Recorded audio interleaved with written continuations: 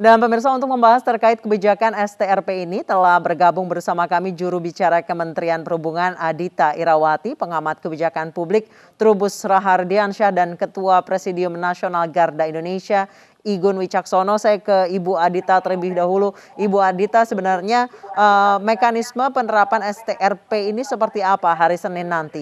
Hanya berlaku bagi moda transportasi umum dan ojek online, atau seluruh orang yang melintas dari luar Jakarta masuk ke Jakarta akan diperiksa STRP-nya, Ibu? Baik, Mbak Anissa. Mungkin yang pertama kali harus saya jelaskan, ini sebenarnya aturan yang dikeluarkan oleh Kementerian Perhubungan melalui Surat Edaran Nomor 49 dan 50 itu tidak hanya untuk DKI Jakarta, tapi untuk kawasan aglomerasi dan kawasan perkotaan yang itu ada di seluruh Indonesia. Jadi itu mungkin yang perlu dipertegas di sini. Oke, ya. jadi STRP ini berlaku di seluruh wilayah yang menerapkan PPKM darurat ya, Bu ya? Bukan hanya Ya, aglomerasi Jakarta ya, Bu ya? betul, Mbak. Jadi Oke. setiap daerah ini kan punya kawasan tersebut. Dan istilah STRP ini memang yang dikenal kan memang di DKI. Sebenarnya di beberapa daerah yang lain juga punya surat keterangan yang sama, mungkin namanya saja yang berbeda. Oke. Nah, di dalam ketentuan ini kami harapkan juga kepada Pemda ini juga membuat ketentuan yang seperti itu dengan nama, silahkan akan namanya STRP juga atau surat keterangan yang lain. Ini sebagai bukti bahwa pelaku perjalanan ini adalah pelaku perjalanan yang memang memenuhi kriteria, itu syarat esensial dan kritikal tadi. Begitu, Mbak, itu yang pertama yang perlu kami jelaskan. Oke. Dan yang kedua, ketentuan ini memang kita keluarkan mengingat situasinya ternyata mobilitas masyarakat itu turunnya juga tidak signifikan ya. Sementara hasil analisis dari kami, khususnya di tim di PPKM Darurat yang dipimpin oleh Bapak Menteri Koordinator Bidang Maritim dan Investasi, itu mobilitas masyarakat ini harus bisa ditekan setidaknya sampai 50%. Jika ingin lonjakan kasus ini bisa kita kendalikan. Nah, kita melihat bahwa dalam masa hampir 1 minggu pelaksanaan PPKM darurat, penurunannya itu belum mencapai 30%. Rata-rata baru sekitar 15-20%. Nah, ini yang harus kita waspadai bersama. Dan salah satu yang kemudian kita perketat adalah untuk perjalanan di kawasan aglomerasi dan perkotaan. Begitu, Mbak Anissa. Baik, mekanismenya seperti apa, Ibu? Hanya untuk mereka yang menggunakan transportasi massa atau seluruh kendaraan roda 2 maupun roda 4 yang melintasi perbatasan itu wajib dicek STRP-nya? Jadi begini, ada dua yang akan diatur. Jadi yang pertama adalah untuk transportasi perkereta apian, khususnya di komuter dan aglomerasi. Yang kedua adalah untuk transportasi darat. Ini termasuk kendaraan umum maupun pribadi. Ya, Oke. jadi ini memang ada dua moda transportasi yang kita atur karena ketika kita berbicara soal aglomerasi didominasi oleh dua moda transportasi tersebut. Ya, dan memang syaratnya adalah tadi yang sudah saya sampaikan, Mbak ya, masuk kriteria di pekerja di sektor esensial dan kritikal dan juga membawa surat keterangan di setiap daerah mungkin bisa berbeda-beda namanya, di DKI STRP, kemudian juga kalau tidak ada STRP di dalam ketentuan ini ada atau, Mbak, yaitu surat keterangan dari pimpinan perusahaan atau pejabat eselon 2 setidaknya di instansi pemerintah. Jadi itu yang mungkin harus dilihat lagi di ketentuan ini, bukannya membawa dua-duanya, tetapi bisa membawa salah satu. Oke. Begitu. Mungkin kami Begitu, Mbak Anissa. wartawan gitu bisa cukup ID pers ya, Bu ya? Ya, ID card atau lebih baik memang ada surat tugas ya, gitu. Tapi begini, Mbak Anissa, prinsipnya sebenarnya kami sudah berbicara dulu juga dengan pihak kepolisian. Tadi sudah disampaikan juga oleh Bapak Kakor Lantas. Kita ini kan juga sebenarnya ingin masyarakat ya tidak usah kemana-mana dulu kalau tidak dibutuhkan atau kalau tidak mendesak. Sehingga Baik. hanya syarat tadi, sektor-sektor itu tadi yang boleh. Di lapangan tentunya pihak kepolisian nanti juga akan melihat situasi dan kondisi, Mbak. Baik. Gitu ya. Ibu, sejauh ini menunjukkan STRP ataupun tanda pengenal kalau yang bersangkutan bekerja di sektor esensial dan kritikal itu hanya berlaku antar batas wilayah, maksudnya Jabodetabek, atau juga berlaku di dalam kota, misalnya penyekatan di Sudirman Tamrin atau penyekatan di Tanah Abang, Ibu? Ini kalau untuk kendaraan darat, Mbak, itu bisa di mana saja, di mana Oke. nanti pihak kepolisian akan melakukan penyekatan. Ya, kalau kita lihat di DKI, di jalan-jalan arteri juga kita lihat cukup banyak ya dilakukan penyekatan, kemudian gerbang keluar tol itu juga ada beberapa. Jadi ini akan diatur oleh pihak Korlantas. Kalau di DKI ya tentunya Korlantas di Jaya ya di DKI Jakarta. Nanti di daerah juga begitu. Akan ada titik-titik yang dilakukan penyekatan oleh kepolisian Korlantas di daerah gitu. Baik. Jadi seperti itu Mbak Anissa. Baik, selanjutnya saya ke Pak Igun. Pak Igun, ojek online juga termasuk salah satu yang wajib membawa STRP. Tanggapannya Pak Igun? Ya, terima kasih Mbak Anissa. Jadi gini, kalau kami mendukung dengan adanya penerapan PPKM darurat ini untuk menekan laju COVID ya, penyebaran COVID. Namun kami berat ya kalau sampai harus mengisi juga STRP. Sedangkan kami ini sudah jelas apabila kami melintas suatu titik penyekatan, kita cukup menunjukkan bukti aplikasi kita bahwa ini ada order dari satu titik ke titik lain yang memang harus melintas di jalur penyekatan. Jadi kami mohon nih kepada pemerintah untuk tidak menerapkan STRP kepada pengemudi ojek online.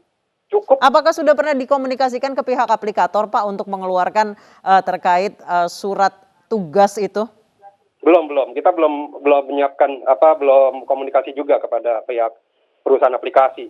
Ini sangat banyak banget kalau sampai karena kita juga bukan pegawai ya, bukan pekerja, tapi kita ini operator transportasinya. Jadi kita minta ada kebijakan dari pemerintah untuk ojek online itu ditiadakan STRP-nya, cukup hanya dari aplikasinya saja. Menunjukkan aplikasi bahwa dia memang sedang mengemban tugas order dari satu titik ke titik lain yang memang harus melintasi penyekatan di wilayah aglomerasi, seperti itu. Baik, Ibu Adita mungkin langsung bisa dijawab. Iya, ya kami sangat paham kondisinya Mas Igun ya di lapangan. Jadi tadi saya tegaskan, memang STRP itu salah satu pilihan saja. Ya, sementara yang lain ini sesuai dengan ketentuan yang dikeluarkan oleh Kementerian Perhubungan ya, Mbak Anissa dan Mas Igun. Jadi sebenarnya dengan surat tugas itu bisa untuk menjadi surat jalan ya. Dan sekali lagi bahwa kami juga sudah berbicara dengan pihak kepolisian sebagai pihak yang nanti melakukan pengawasan di lapangan ya. Bahwa ini tentunya akan banyak hal-hal yang disesuaikan dengan situasi dan kondisi di lapangan. Kita juga sebenarnya tidak ingin mempersulit masyarakat, apalagi yang memang itu harus bergerak dan melayani ya.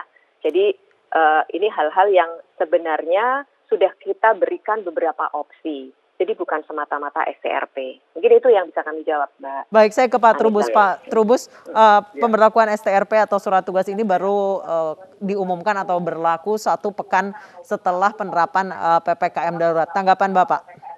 Iya, yang pertama bahwa kebijakan ini mepet, jadi belum tersosialisasikan, maka tentu ini satu hal yang dibutuhkan satu kerja keras untuk menginformasikan atau mensosialisasikan. Yang kedua bahwa kebijakan STRP, sebenarnya namanya STRP kan berarti untuk pekerja, artinya ini harusnya idealnya hanya khusus untuk pekerja saja gitu ya. Jadi kalau yang bukan pekerja ya jangan, kemudian kalau STRP diterapkan juga itu untuk mereka yang keluar masuk ibu kota misalnya. Nah ini kan nggak cocok karena yang untuk ibu kota, orang keluar masuk ibu kota itu bukan pekerja mereka itu. Jadi harus fokus saja ini khusus pekerja karena di sini akan memudahkan persoalannya yang ini esensial, ini non esensial atau esensial, ini kritikal kan gitu. Karena masalahnya petugas di lapangan itu kan sedang dihadapkan kebingungan-kebingungan di mana tidak semua menguasai misalnya yang namanya sektor energi itu apa saja turunannya perusahaannya kan nggak hafal. Sektor keuangan misalnya asuransi ternyata bagian dari keuangan kan nggak hafal gitu ya, nggak semuanya tahu. Jadi menurut saya itu sebagai tanda saja karena itu terkait dengan orang awam atau yang memang berkebutuhan khusus ke ibu kota atau ke kota-kota yang lain, saya setuju tadi dengan Mbak Dita itu artinya ada izin saja lah, izin atau apa yang kalau perlu karena ini yang penting ini kaitannya dengan memutus mata rantai penyebaran COVID. Itu yang penting adalah status kesehatan, Mbak. Pak Trubus, STRP ini juga rupanya diberlakukan bagi pengemudi ojek online. Menurut Bapak tepat atau tidak? Karena mereka tadi seperti Pak Igun bilang bukan karyawan. Ya, menurut saya ini tidak tepat juga. Artinya kalau untuk ojol nanti harus sudah punya aplikasi itu tersendiri. Artinya memang perusahaannya yang akan mengkonfirmasi. Tetapi persoalannya kemudian kan sudah ada nanti penumpangnya kan sudah otomatis punya STRP atau surat izin lainnya lah.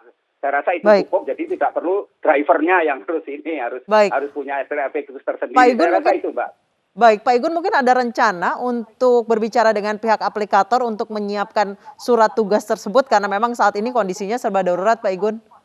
Iya, memang kondisinya darurat ya. Namun memang kita coba bicara juga komunikasi kepada pihak aplikasi untuk mereka juga menyuarakan bahwa ini kita tidak perlu adanya STRP, cukup menunjukkan bukti aplikasinya saja, itu sudah Baik, menjadi saya sebuah kembali ke Pak acuan. Trubus. Tanggapan Anda cukup menunjukkan bukti aplikasi bahwa ada orderan. Tidak perlu ada surat yang mungkin komunikasi antara komunitas dengan aplikator. Ya, menurut saya itu cukup sampai di situ saja. Artinya dari aplikasi itu kan udah cukup menunjukkan bahwa yang bersangkutan ada izin lah setidaknya, Baik. ada lisensi sebenarnya mereka bisa masuk atau melakukan mobilitas. Itu Baik. aja Mbak menurut saya. Ibu Adita mungkin dari Kementerian Perhubungan akan menghubungi dari pihak aplikator bagaimana sebaiknya bagi para pengemudi ojek online ini, Ibu? Ya, selama ini setiap kali ada ketentuan baru, kami memang ada komunikasi ya dengan aplikator dan tentunya kita juga tidak rigid ya dalam menerima masukan, apalagi kalau ini nanti kepentingannya memang untuk masyarakat juga. Yang penting kan sebenarnya tadi yang seperti sudah disampaikan Pak Trubus juga, ini tujuan utamanya kan kita menekan lonjakan kasus ya. DKI Jakarta khususnya ini naik terus ya, dan memang harus berbagai upaya kita lakukan untuk menekan. Namun demikian, ya kami paham ya untuk rekan-rekan dari driver ojol ini memang mungkin masih harus melayani, baik itu untuk barang maupun untuk penumpang. Ya. Saya setuju sama Pak Trubus tadi, penumpangnya pun pasti berarti harus penumpang yang memang secara ketentuan bisa Betul. bergerak ya, gitu. Iya. Dan otomatis kalau dia pekerja atau pegawai pasti bawa surat itu, gitu. Iya. Nah, sementara kalau barang, saya rasa ini kami pun sebenarnya juga mendorong kalau untuk logistik, pengiriman barang juga tidak akan ada hambatan, seharusnya demikian. Baik. Ya, jadi ini yang akan kami lakukan memang komunikasi lagi dengan aplikator, seperti yang saya sampaikan tadi memang ini baru ditetapkan hari Jumat, berlaku hari Senin. Nah, dalam perkembangannya tentu kita akan melakukan evaluasi ya, dan juga bagaimana agar hal-hal yang terjadi di lapangan itu bisa kita antisipasi dan kemudian kita lakukan Baik. beberapa penyesuaian lah.